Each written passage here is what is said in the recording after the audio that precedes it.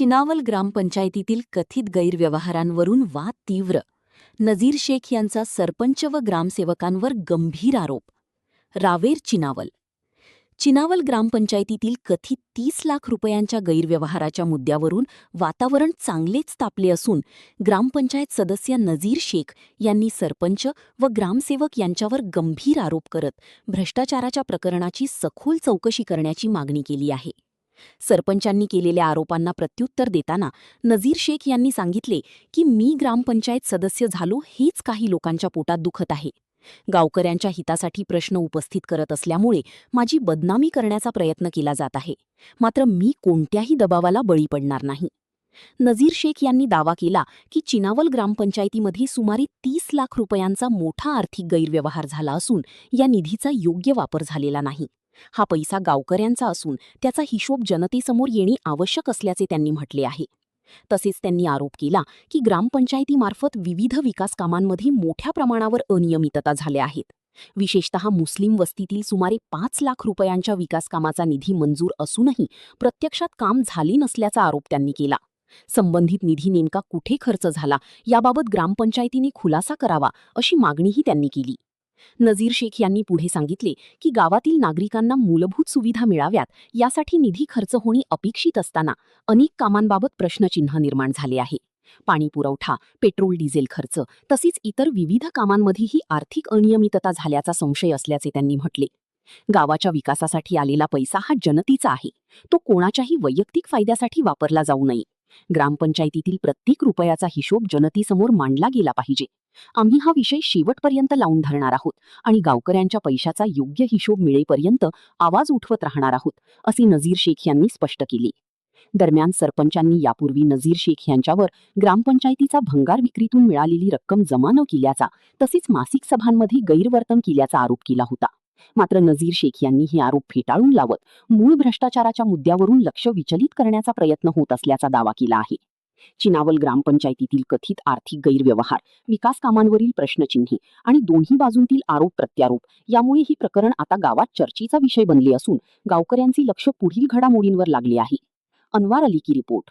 नमस्कार, मी नजीर शेख, ग्रामपंचायत सदस्य, वार्ड क्रमांक 4 चिनावल.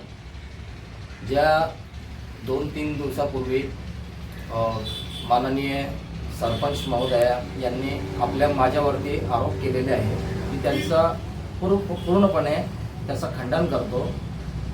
त्याचं खंडन करण्याचं कारण असा की जर नजीरनं भंगार चोरली होती तर त्यावेळेस सरपंच, उपसरपंच भाऊसाहेब हे काय करत होते.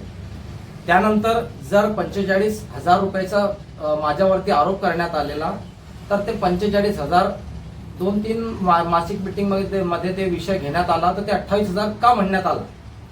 असं डायरेक्ट कोणत्याही ग्रामपंचायत सदस्यावरती तुम्ही डायरेक्ट ब्लेम करताय की त्यांनी भंगार चोरी केली, तर तुम्ही त्यावेळेस काय करत होते, हे सर्वात मोठा प्रश्न आहे आणि गंभीरतेचा विचार करायचा प्रश्न आहे की त्यावेळेस ते काय करत होते. ते त्यांचं असं म्हणणं आहे की तुम्ही जी भंगार विकलेली होती त्याचे पैसे अद्यापपर्यंतही ग्रामपंचायतीला भरले नाही आहे. ते ग्रामपंचायतचा विषय आहे, त्यांनी रितसर नोटीस काढली पाहिजे. त्यानंतर त्या सरपंचांनी आतापर्यंत का त्याची नोटीस काढलेली नाही आणि का त्यांना ते भंगाराचा विषय लोकांसमोर ठेवलेला नाही. माझा विषय नाही आहे, हे फक्त एक रचलेला कट आहे. नजीर शेख हे ग्रामपंचायत सदस्य झाला आणि त्या प्रस्थापित लोकांच्या विरोधात तो काम करतो आहे. कारण त्यांचं म्हणणं एक असं आहे की मागील ग्रामपंचायत मागील जे बॉडी होती किंवा मागील पंचवार्षिकला त्यांनी कोणत्याही विरोधकांनी त्यांच्या विरोधात काही काम केले नाही. माझ्याकडे मी मागचे 5 वर्षापूर्वी आणि पंचवार्षिकला मी किती अर्ज दिले त्याच्या माझ्याकडे लेखाजोखा आहे आणि ह्या ग्रामपंचायतमध्ये किती घोटाळे झाले, काय झाले हे पण माझ्याकडे एक रितसर माझ्याकडे कागदपत्र माझ्याकडे आहे. त्यानंतर मी एक अर्ज केलेला होता BDOकडे. त्यांनी मी कंप्लेंट केलेली होती की ग्रामपंचायतमध्ये कोणत्या प्रशासनाच्या कायद्याअंतर्गत सरपंचपती, उपसरपंचपती हे काम सांभाळू शकतं का. तर मला तिच्यामध्ये लेखी उत्तर देण्यात आलेलं होतं. 31/7/2025 ला मला ते उत्तर भेटला. मी अर्ज केलेला होता 10/7/2025 ला.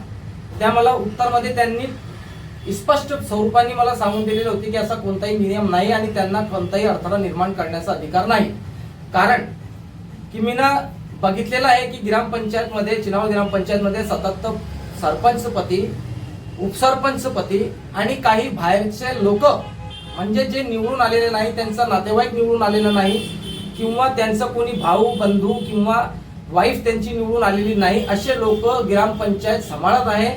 मी याचा माझ्याकडे स्पष्ट स्वरूपाने माझ्या मोबाईलमध्ये त्याचा व्हिडिओ आहे की बाहेरचे लोक चिनावल ग्रामपंचायतला निस्तरी लोकांना बाहेरचे लोक कामं देत आहेत. त्याचा माझ्याकडे प्रूफ आहे. त्यानंतर शासनाने अधिनियमामध्ये स्पष्ट स्वरूपाने सांगून दिलेलं आहे की कोणतेही ग्रामपंचायत सरपंच किंवा सदस्य किंवा उपसरपंच पती यांना कोणत्याही नातेवाईकांना त्यामध्ये ग्रामपंचायतमध्ये लुडबुड करायचा, कार्यभार सांभाळण्याचा अधिकार नाही. ते माझ्याकडे संपूर्ण व्हिडिओ माझ्याकडे प्रूफ मध्ये आहे की सरपंचपती, उपसरपंचपती आणि बाहेरचे काही प्रस्थापित लोक, असे लोक ग्रामपंचायत चालवत आहे. माझा रितसर अर्ज केलेला होता, त्या अर्ज माझ्याकडे उपलब्ध आहे. आज अद्यापत माझ्या अर्जाची दखल व्हिडिओ कडून घेतलेली नाही. त्याचा कारण काय, हे प्रश्न निर्माण होतो की असा का चाललेला आहे ग्रामपंचायतमध्ये. त्यानंतर एक मी माझ्याकडून एक प्रश्न विचारतो आपल्या पत्रकार परिषदेच्या माध्यमातून की वार्ड क्रमांक 4 मधील मुस्लिम वस्ती या नावाने, मुस्लिम वस्तीतील कॉन्क्रिटीकरण करणे या नावाने 5 लाखाचा कॉन्क्रिटीकरणचा काम होता. त्या कॉन्क्रिटीकरणाचा काम कोणाच्या सांगण्यावरून बदल करण्यात आला आणि तो बदल करण्यात आला ते तरी झालं जिथे ते गटारीमध्ये अंडरग्राउंड गटर करण्यात आलेली आहे. हे माझा आरोप नाही, हे सद्यस्थिती म्हणजे सत्यस्थिती आहे. तिथे वडगाव रस्त्यावरील गटार चांगली वाहत होती, चांगला त्याचा जे प्राकृतिक भाव होता तो नियमितपणे चाललेला होता गटार. तिच्यामध्ये त्यांनी 5 लाख रुपये वेस्ट केले की तिच्यामध्ये गटरमध्ये अंडरग्राउंड गटर करण्यात आली. हे असा अंधा कानून हे कुठे चाललं आहे. माझा प्रश्न हे प्रशासनाकडे, बीडीओकडे, सीओ मॅडमकडे आणि जिल्हा अधिकारी साहेबांकडे मी प्रश्न निर्माण करतो पत्रकार परिषदेच्या माध्यमातून. आणि जे आरोप माझ्यावरती केलेले आहे त्यांनी, मी त्यांना डायरेक्ट 100% डायरेक्ट त्याचा खंडन करतो. कारण की हे आपल्या भ्रष्टाचाराला लपवण्यासाठी त्यांनी हे पत्रकार परिषद घेऊन आणि त्याचा हे लोकांसमोर आम्ही एकदम हे आहे, काही आम्ही केलेले नाही, आम्ही भ्रष्टाचार मुक्त आहे. मी त्यांना म्हणतो की जर माझ्यावरती तुम्ही आरोप केलेले आहे की मी भ्रष्टाचारी आहे, तर माझ्या भ्रष्टाचारामध्ये माझ्याकडे नवीन बाईक झाली पाहिजे असती, माझ्याकडे 1.5 लाख रुपयाचा मोबाईल झाला असता. त्याच्यानंतर जे लोक इलेक्शनच्या पूर्वी त्यांच्याकडे फक्त 1 बाईक होती, त्यांनी आज इलेक्शनच्या 2.5 वर्षामध्ये 3 बाईका झाल्या. बाईक म्हणजे मोटरसायकल. 1 लाख रुपयापर्यंतचा मोबाईल झाला. त्यानंतर 4 व्हीलर आली. हे कुठून आली हो, हे कुठून आली?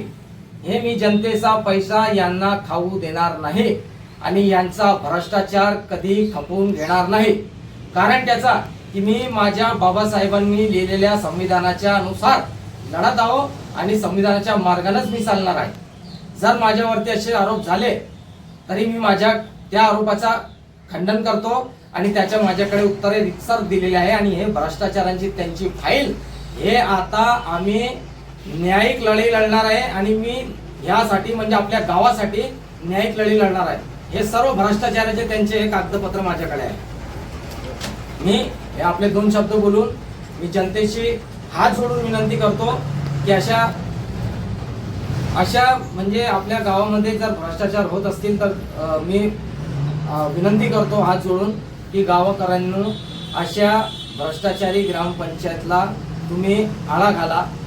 त्यानंतर एक थोडंसं मी आपला वेळ घेईन की माझा मुख्य हे आहे प्रश्न की त्या ग्रामसभेमध्ये हालमध्ये 5-6 दिवसापूर्वी एक ग्रामसभा झाली, त्या ग्रामसभेमध्ये लोक का आले नाही, हे सर्वात मोठा प्रश्न आहे आणि इम्पॉर्टंट प्रश्न आहे की त्या ग्रामसभेमध्ये लोक का आले नाही.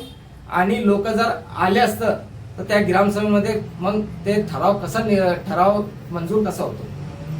कारण की जे ग्रामसभेमध्ये आतापर्यंत जे बोलले लोक आणि ज्या जवान युवा पिढींना त्यामध्ये प्रश्न विचारले त्यांच्यावर गुन्हे दाखल करण्याचा प्रयत्न, खोटे गुन्हे दाखल करण्याचा प्रयत्न झाला. म्हणजे हे लोकशाहीला खतम करण्याची चिनावलमध्ये सुरुवात यांनी केलेली आहे. मी असा म्हणजे त्यांच्यावर आरोप करतो आहे.